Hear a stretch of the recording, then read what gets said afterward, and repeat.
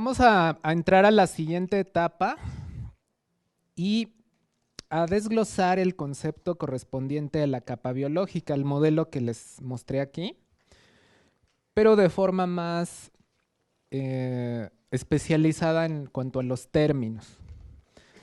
Pero antes, quiero mostrarles un hallazgo que me pareció muy bello, muy extraordinario, en relación a la calidad educativa de la década de los 40. No sé si a ustedes les ocurrió o llegaron a escuchar esos comentarios de empresarios encumbrados, gente con mucho éxito económico, pero como efecto asociado a su éxito empresarial.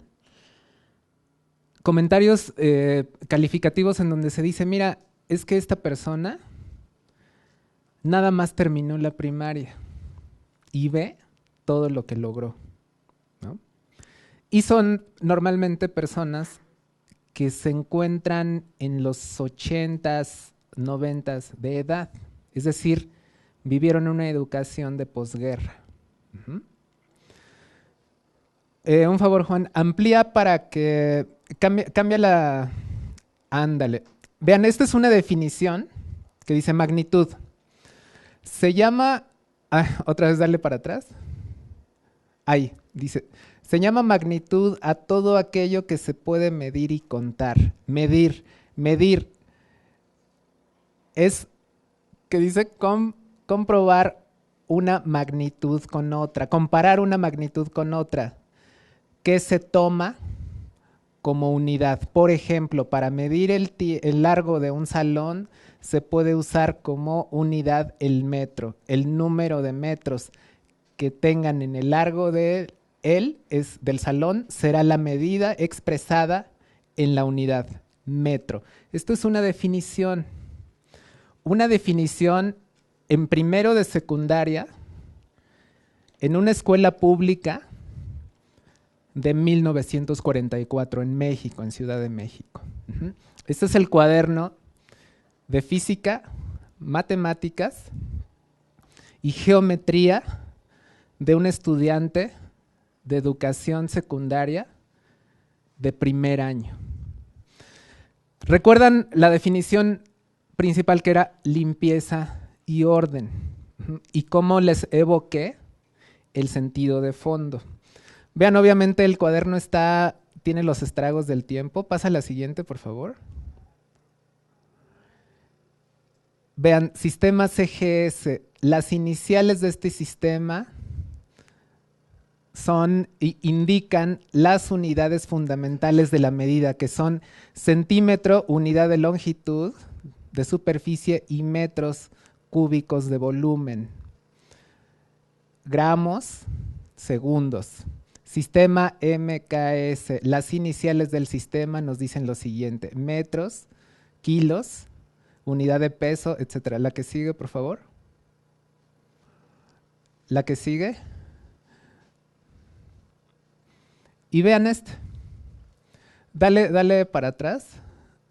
Una para atrás. Dice, en estos dos sistemas de unidades se pueden transformar a uno equivalente respectivo entre sí, formando una condición, las raíces griegas, fíjense, las raíces griegas y latinas que se utilizan para calificar el valor de las unidades, kilo, metro, deca, deci, centi, mile. Estas raíces se anteponen al nombre de la unidad que se desea para indicar a cuánto equivale en la unidad la cantidad expresada así. Primero de secundaria, ¿eh? La que sigue, por favor. Otra más. Fenómenos. Se llama fenómenos a todo aquello que altera el estado de una sustancia a otro estado diferente. Recuerden que todo esto no se daba en texto, se daba en cátedra. Entonces, la alumna, porque esto pertenece a una mujer, copiaba a capela. Sí. La que sigue, por favor. De hecho, otra más. Otra más. Vean. Cuerpo sólido, cuerpo líquido, cuerpo gaseoso. 1944. Ley. Se llama ley a todo aquello, a toda aquella dirección, comportamiento, realización o manera de comportarse de un cuerpo o un fenómeno. Una definición sumamente palpable. La que sigue, por favor. Otra más. Vean, México DF a 17 de febrero de 1944. 17 de febrero de 1944, una escuela pública, primero de secundaria. Por último, les voy a mostrar otra. ¿Viene? Cámbiale, por favor. Otra más. Esta, a 18 de febrero de 1944. El punto de aplicación de las fuerzas es el lugar en donde se aplican. Este punto está en los cuerpos. La dirección está manejada por la línea que describe la fuerza. Por ejemplo, la dirección de la gravedad es la vertical, sentido del rumbo o lado que sigue la fuerza. La intensidad es la medida de la fuerza. No me imagino la atmósfera tan solemne de primero de secundaria expresada por un catedrático que obviamente esto también lo sabía de memoria. No tenía una referencia, no había Google, no había bibliotecas con acervos como los conocemos, era la posguerra. Y de ahí, esos comentarios que a mí me resultaban esquemáticos de decir, mira, fulanito que tiene 80 años, sutanito que tiene 85, 76, es una gran persona, es un gran empresario, aquilató un patrimonio para varias generaciones, pero no terminó ni la primaria. Sí, no la terminó, pero con esta solidez, les aseguro que podríamos traslapar este perfil conceptual a universidad. O sea, tranquilamente consolidar esta información a los 11 o 12 años de edad con este rigor y esta disciplina nos justifica. ¿Por qué? Hubo toda una generación entre los 40s y los 70s de grandes empresarios, grandes personas, que como decía el argumento, nada más terminó la primaria y mira hasta dónde llegó, ¿sí? Pero ve qué raíces, ¿no? ¿Siguen otras dos? Vean esto. Aparatos para medir las fuerzas. Los aparatos que sirven para medir las fuerzas se llaman dinamómetros. Las balanzas son también dinamómetros porque miden el peso de los cuerpos. Los dinamómetros más comunes son el dinamómetro de resorte y el de Regnier. Dinamómetro de Regnier, dinamómetro de resorte. Un dina igual a 9.81 de gramos, un gramo igual a 981 dinas, un kilo igual a 1000 gramos y un kf 75.9 Gs. Primer año de secundaria. Entonces, así como tocamos la parte romántica de los presocráticos, de Platón, de muchos de los filósofos que dieron cuerpo a nuestra cultura, vean cómo también en aquellos días, estoy hablando de los 40s en México ciudad, la educación básica tenía esta solidez. ¿Qué quiero lograr con esto? ¿Por qué lo presento ahorita que vamos a iniciar la segunda etapa del curso? Que se enojen, que digan, hijo, o sea, no, No es justo, no es correcto, no lo merecemos. Eso quiero, que les quede un sentimiento como de, ay, qué poca, ¿no? ¿Por qué? Porque si ustedes ven ahora la retahíla de útiles que les imponen a los chiquitos desde kinder y el cúmulo de información que tienen que procesar, contra esto, que en una página, el tamaño de este cuaderno es francesa, no es ni siquiera profesional, es francesa, y es todavía de esos cuadernos empastados en piel, foliados. Pásale otra, por favor. Todo ese cúmulo de información, otra más, otra, todo ese cúmulo de información comparado con una calidad pedagógica brutal. Este cuaderno me encanta hojearlo por el nivel pedagógico que tiene. Sencillo, claro, contundente. Trazar la resultante y la equilibrante de un sistema de dos fuerzas paralelas del mismo sentido y de igual intensidad.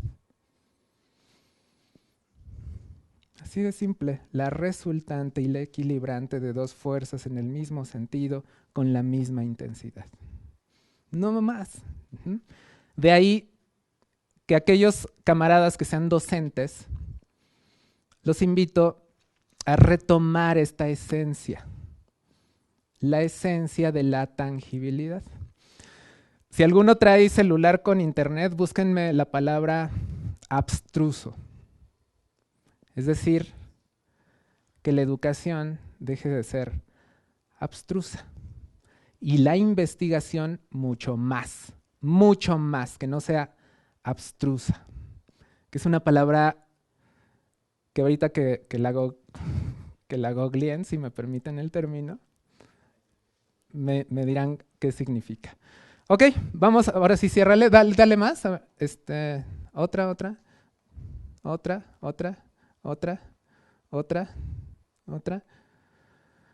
Ahí está. Ciérralo, por favor, y vamos a entrar así en forma biofilm. Un hallazgo esa mochila, porque libros, cuadernillos, en fin, o sea, realmente el valor histórico, pero sobre todo pedagógico, a mí en lo personal me frustró. ¿Qué significa? Así es. Abstruso, de muy difícil comprensión. Si la investigación es abstrusa, el investigador no ha terminado. Así reza el lema. Señor, si su trabajo es abstruso, necesita esforzarse más. ¿Por qué? Pues porque todavía nadie te entiende, ¿no? Entonces, la que sigue, por favor. El biofilm se define así como comunidad de microorganismos que crece embebido en una matriz de exopolisacáridos y adheridos a una superficie inerte o un tejido vivo. Ya lo vieron. De hecho, déjense de lavar los dientes 4 días, despréndanse del sarro y prácticamente la sensación emulgente y adhesiva va a ser como esta. Ahora ustedes ya palparon un modelo biológico de biofilm. Y nuevamente, retomando la inducción, ya saben a qué me estoy refiriendo. Ya vieron cómo se desplaza un sistema de biofilm con un desinfectante eficaz y ya vieron cómo a través de espumado, humectación, surfactación y detergencia podemos eliminar parte de ese biofilm. La que sigue, por favor. Este es el ciclo.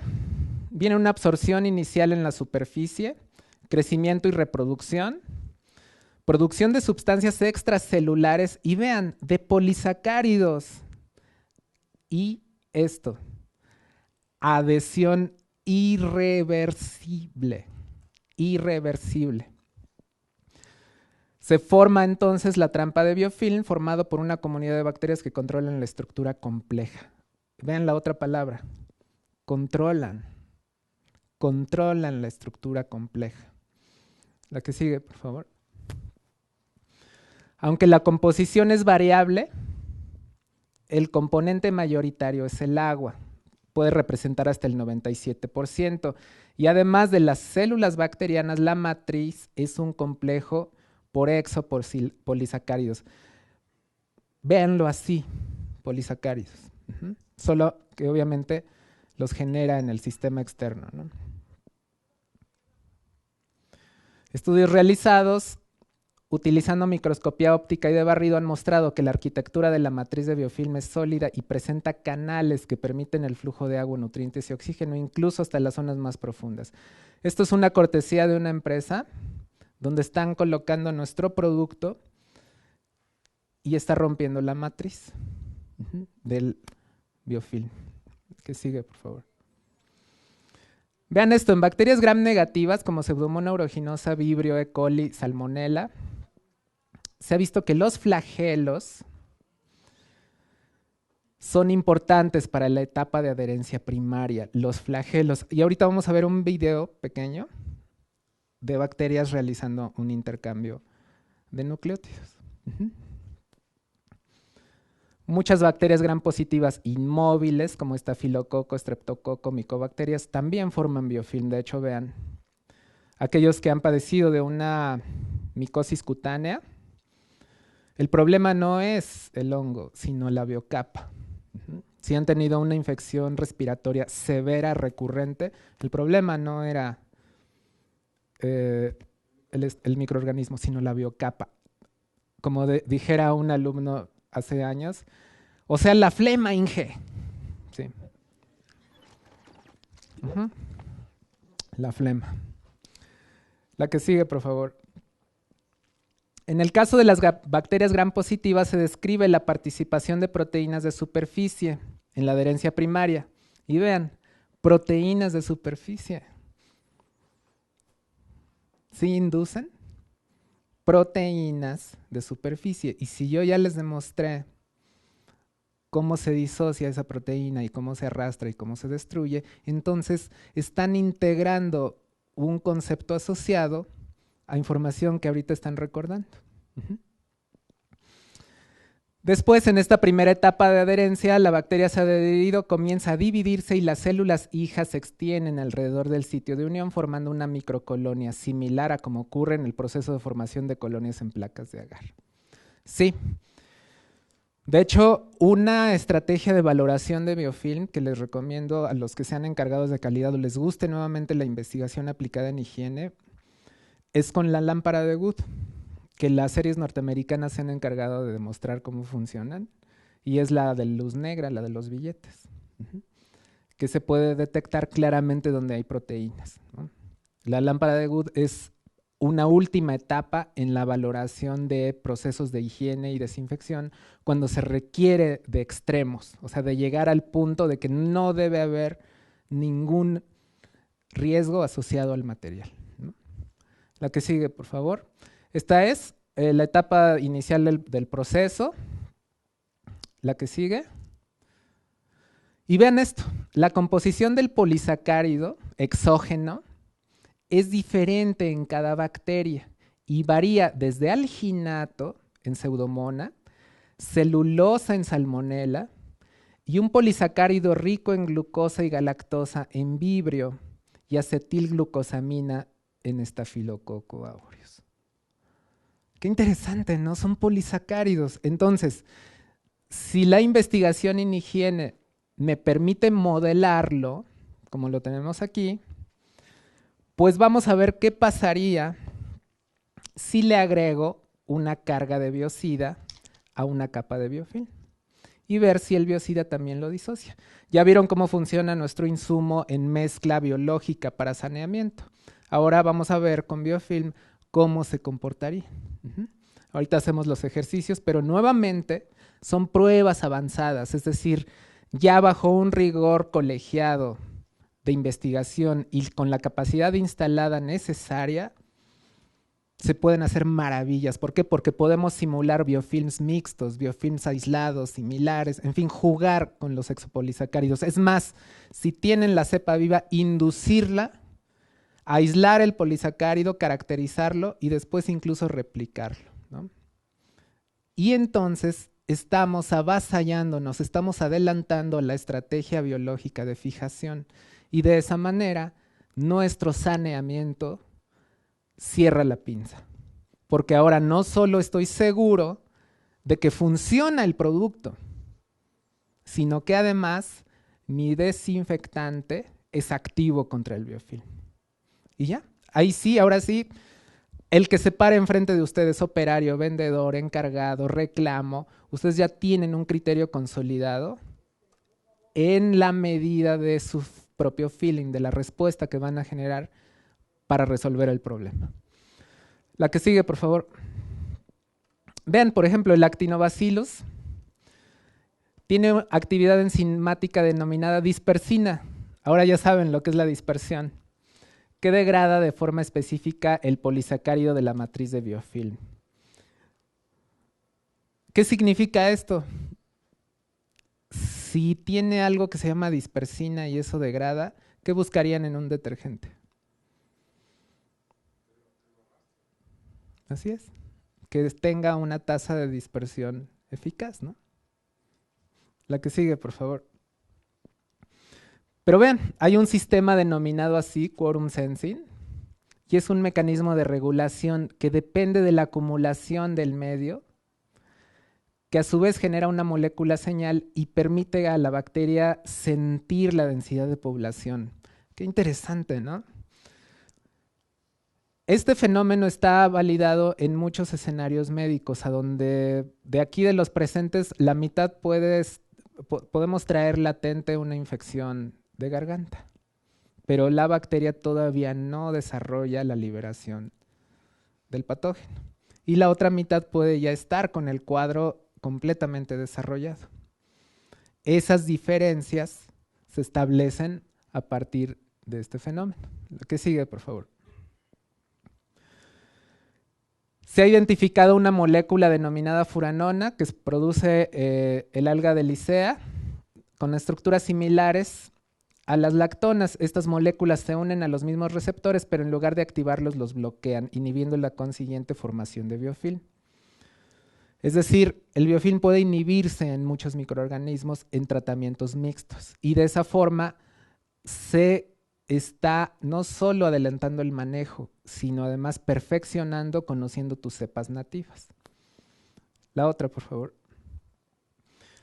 En la actualidad se está intentando desarrollar inhibidores de biofilm basados en derivados de furanona, detergentes, antibióticos y biocidas de base cítrica, ya que esta molécula es extremadamente tóxica.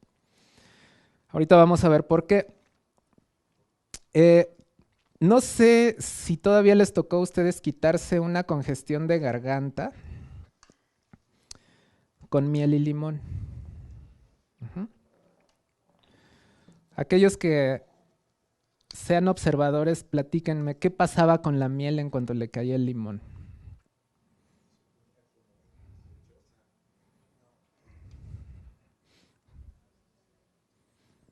¿Qué pasaba con su viscosidad sobre todo? Exacto, se corta. Pierden las azúcares superiores su interacción de cargas. Y siendo el biofilm un polisacárido, el limón, a través del ácido cítrico y todos los compuestos, disocia. Bueno, dimensionando ese fenómeno, tenemos entonces una respuesta contundente en relación a la disociación del biofilm, que es posible romperlo, incluso a través de insumos de origen natural. Y por lo tanto, tener una certeza de higiene avanzada. Es decir, ¿por qué? Porque puedes llegar a una empresa en donde, oye, ¿de dónde egresas? De la UAM. Ah, qué padre.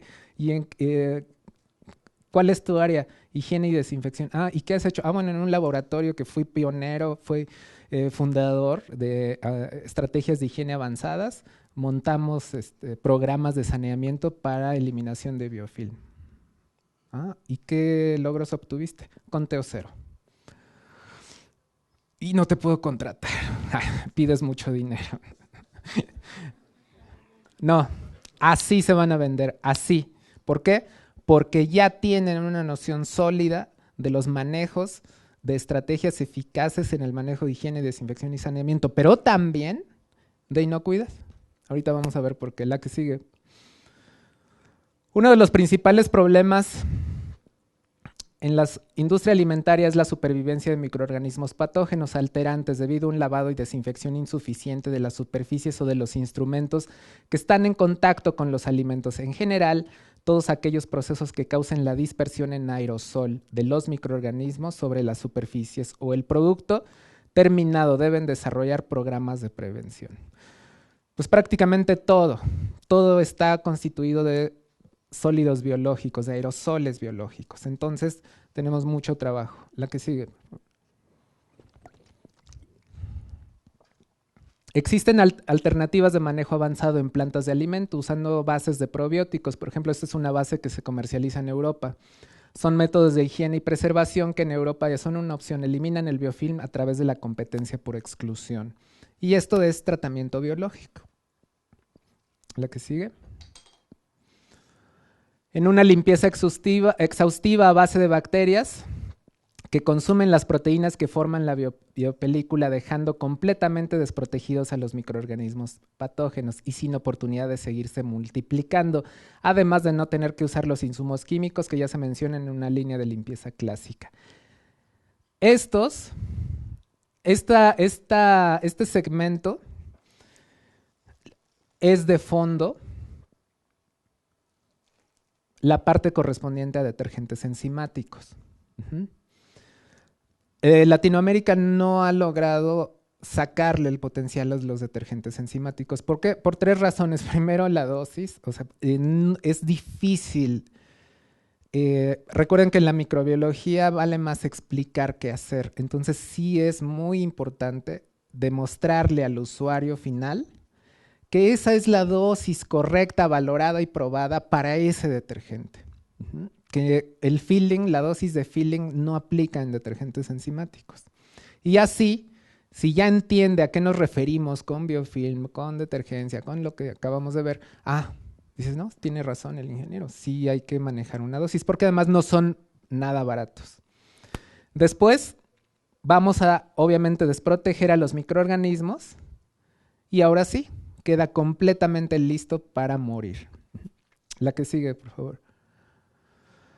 Esta es una lista parcial de infecciones humanas en las que están involucrados biofilms bacterianos. Por ejemplo, la caries dental es el coco gram positivo acidogénico, el Streptococcus mutans.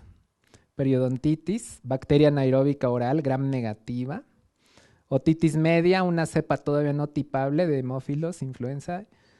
Infecciones de músculo esquelético, cocos gram positivos, fascitis, osteomielitis, prostatitis bacteriana, E. coli y otras bacterias gram negativas, endocarditis de válvula, estreptococo, neumonía por fibrosis, pseudomonas aeruginosa y otro subtipo Burkholderia cepacia, meloidosis, pseudomona, infecciones nosocomiales, todas estas, neumonía, bacilo, sutura, estafilococo, orificios de salida, vías arteriovenosas, lentes de contacto. Aquellos que usen lentes de contacto, casi si de repente ven borroso es porque la pseudomona les está haciendo la cistitis, periodontitis, tubos endotraqueales, catéteres, en fin, todas estas son problemáticas de biofilm. Por lo tanto, el objetivo de avanzar en una estrategia de higiene es alcanzar niveles de inocuidad que nos permitan eliminar este riesgo. La que sigue, por favor. Mientras que las infecciones agudas pueden ser eliminadas tras un breve tratamiento, las infecciones por biofilm normalmente no consiguen ser completamente eliminadas. Producen episodios recurrentes y la mayoría de las veces deben resolverse sustituyendo el antibiótico. Esto se debe a que las bacterias de biofilm pueden ser hasta 1000 veces más resistentes a los antibióticos que esas mismas bacterias crecidas en medio líquido. ¿Cuántas veces no nos dijo nuestra abuela o algún pariente, ay, oye, te dieron dosis para caballo? Oye, ya llegué y llegas con tu caja de antibióticos. Bueno, ahora ya no tanto por la regulación, que qué bueno que ocurrió, ¿eh? Ahorita vamos a ver los efectos. Pero antes sí, como si fueran aspirinas, ¿no? Entonces, se debe precisamente a eso, la resistencia, no solo en entidades humanas, sino en cultivos, en enfermedades asociadas, en líneas de producción, etcétera, etcétera, es porque las bacterias están renovando su capacidad de formación de capas de adhesión. La que sigue. La barrera de difusión física y química, la penetración de los preservantes que constituyen la matriz de exopolisacáridos, el crecimiento ralentizado de bacterias de biofilm debido a la limitación de nutrientes y la existencia de microambientes que antagonicen con la acción del preservante son las estrategias de la bacteria, que antagonicen, que limiten nutrientes y los polisacáridos. La que sigue, por favor. Activación de respuesta de estrés que provoca cambios en la fisiología de la bacteria y aparición de un fenotipo de biofilm que activamente combata los efectos negativos de las sustancias preservantes. Es decir, hoy gracias a la metagenómica ya se sabe que las bacterias no son tontas, ¿no? Que pueden especializarse a un punto en donde modifiquen su comportamiento en función de los niveles de estrés del huésped, ¿no? La incapacidad del preservante para penetrar en el biofilm a través de la matriz. Vean, para penetrar en el biofilm.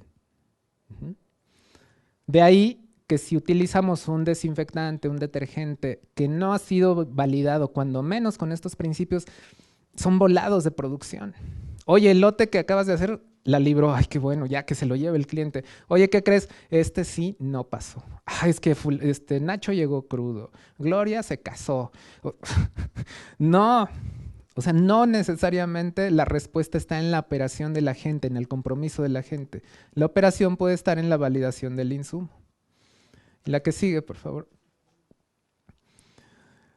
Investigaciones recientes orientan los nuevos conocimientos sobre biofilm para aplicar y desarrollar nuevas tecnologías de preservación, saneamiento, desinfección que se sumen a la inhibición del desarrollo del biofilm como un objetable a la salud humana sin perjuicio hacia alimentos y consumidor. Las técnicas que dan mejores resultados desde el punto de la ingeniería ambiental son las pulverizaciones y nebulizaciones con insumos inhibidores. ¿La que sigue?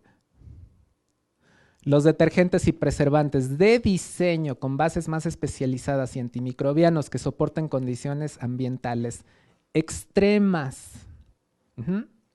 De ahí que si recuerdan la primera etapa, uno de los atributos de prueba extrema es calienta, enfría y luego vuélvelo a probar. Aplícalo, mézclalo y verifica condiciones extremas. Después, sumados a programas de exclusión biológica, requieren de programas mixtos de sanitización y preservación orgánico por orgánico bioquímica. Es decir, estamos integrados. Un ejemplo que me gusta utilizar mucho, no sé si de las damas que nos acompañan, alguna ya fue sometida a una prueba, una marcha de pruebas que se denomina TORCH, T-O-R-C-H. ¿No? Es toxoplasma, rubiola, etcétera, etcétera. Bueno, esa prueba a la fecha se utiliza como un kit para la planeación de la natalidad, ¿no? Se hace la prueba TORCH para garantizar la inocuidad del producto, que no tengas ni rubiola, ni toxoplasma, ni adenovirus, en fin, el ginecólogo o el ginecobstetra, cuando en teoría se planea, manda a hacerla. O incluso cuando, como dicen nuestros adolescentes, se me hizo fácil, se tiene que programar. Bueno, uno de los objetables es Toxoplasma gondii, ¿no? Toxoplasma gondii en gente inmunodeprimida tiene el riesgo de generar problemas, sobre todo de pérdida de producto. Bueno, pues hoy las aplicaciones avanzadas de toxoplasma nos permiten dilucidar que en el ambiente natural del toxoplasma, que en este caso es el tracto digestivo del gato, permite que su ciclo continúe a través del ratón. ¿Y qué creen que le ocurre al ratón cuando el ratón se contamina de toxoplasma? Pues muy fácil, le pierde el miedo a los felinos. Toxoplasma gondii es una una entidad biológica que está siendo estudiada a fondo en centros de investigación sobre comportamiento inducido de parásitos, porque le modifica el instinto, modifica de raíz el instinto de los roedores, al punto que es susceptible de ser cazado por el depredador y se cierra el ciclo. Vean cómo en ese sentido todo está ligado. Y ya lo decían, el conocimiento ancestral. Para que los hombres entiendan, deben comprender las leyes de la naturaleza. Hace 20 siglos que se generó esa frase. Y como hoy la ciencia lo reitera. Sí, así como Toxoplasma gondii, hay otro hongo que parasita a la hormiga arriera y le cambia también el comportamiento. Vean qué interesante. ¿Qué genera la hormiga? Que se ubica sobre todo en la parte alta de cultivos, cebada, trigo, para hacer comida por las vacas. Y el hongo termina su ciclo en el rumen para después generar otra vez la incisión biológica en la excreta. La hormiga nuevamente es contaminada y se repite el ciclo. Hoy en día la investigación avanzada en parásitos ha demostrado que pueden modificar comportamiento programado a nivel de instinto. Y eso reitera el término, comprende las leyes de la naturaleza. Por lo tanto, a nivel de higiene y saneamiento, tenemos que hacer programas de exclusión mixtos, integrados, ¿no? La que sigue. De esta estrategia, los extractos estandarizados de cítricos representan desde la óptica de sustentabilidad una opción a largo plazo, considerando el nivel de resistencia y especialización de muchos biofilms bacterianos. La sustentabilidad da la bienvenida a las estrategias de higiene y desinfección. A partir, obviamente, de ese manejo. Les voy a pasar ahora el biofilm al que le puse, el modelo de biofilm al que le puse el sanitizante. Y si gustan, lávenlo un poquito. Y van a ver cómo fue solubilizado. Si quieren tocarlo, tóquenlo. Ya no tiene la adhesión que tenía en un principio, ¿no?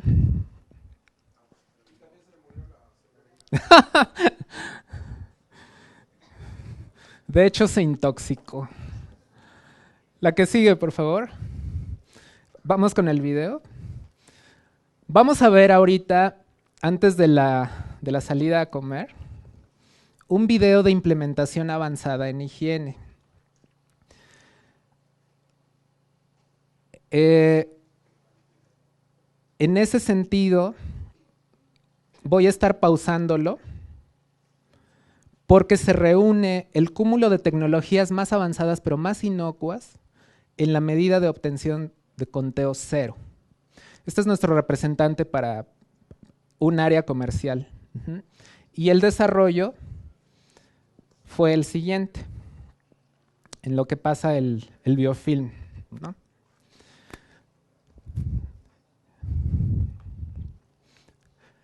Miren ese video, qué bonito. Me voy a poner a este lado para no viciar el audio. La reina de la resistencia in vivo. Dale play, por favor. Vean, parecen hormigas, ¿no? Está in vivo, gram negativo, de movimiento activo. Imagínense cuánto ATP se necesita para tener estos giros de velocidad. Ponle pausa, por favor, Juan. Voy a pedirle a Juan que regrese el video y quiero que centren su vista en esta y en esta. Porque lo que está sucediendo ahí entre esas pseudomonas es que se están transmitiendo información. Se están pasando vínculos de resistencia. Ahorita lo vamos a ver a detalle. Vean cómo parece una. Como que platican, como que se huelen. ahí están los pilis unidos, pasa una, incluso no las desprende, siguen interactuando y en cualquier momento se van a desprender. Ahí ya se están desprendiendo. Otra vez, síguele. Vean cómo siguen unidas.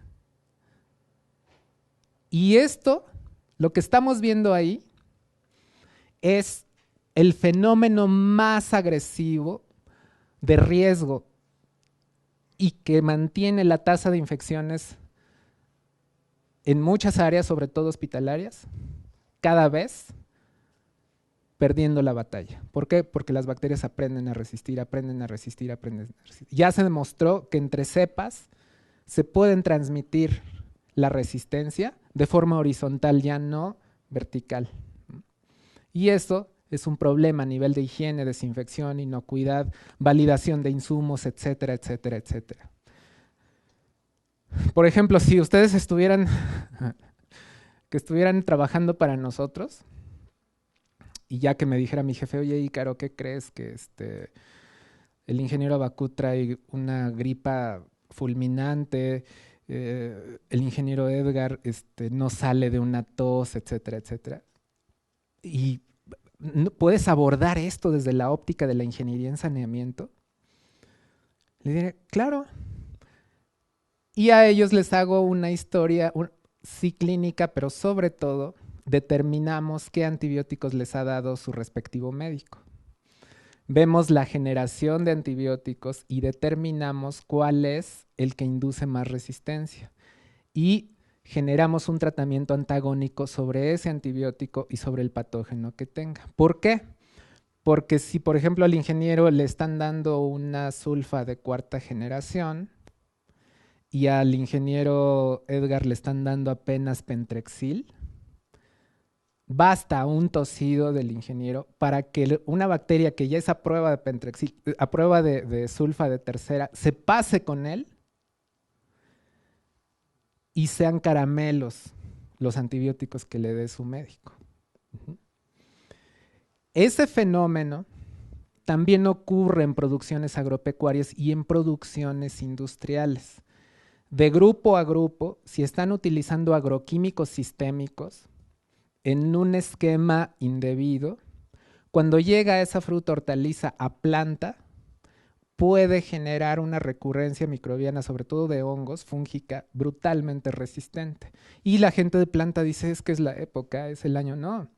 Desde campo están entrenando al patógeno para que se alinee en planta y tenga todas las condiciones para vivir. ¿Por qué? Pues porque es transmisión horizontal. Entonces, esas ya son estrategias avanzadas de contención. De hecho, hace 2 años, casi 3, que se dictaminó el antibiótico con receta, fue por la oleada brutal de resistencias que se generaron a partir de la influenza H1N1, ¿no? Porque la gente se empezó a automedicar y automedicar y automedicar y automedicar, y llegó un punto en que había pacientes en consulta que ya traían un cóctel de hasta 4 antibióticos de los más caros porque son más buenos y una resistencia asociada brutal. Entonces paras a esa persona en una central camionera, en un aeropuerto,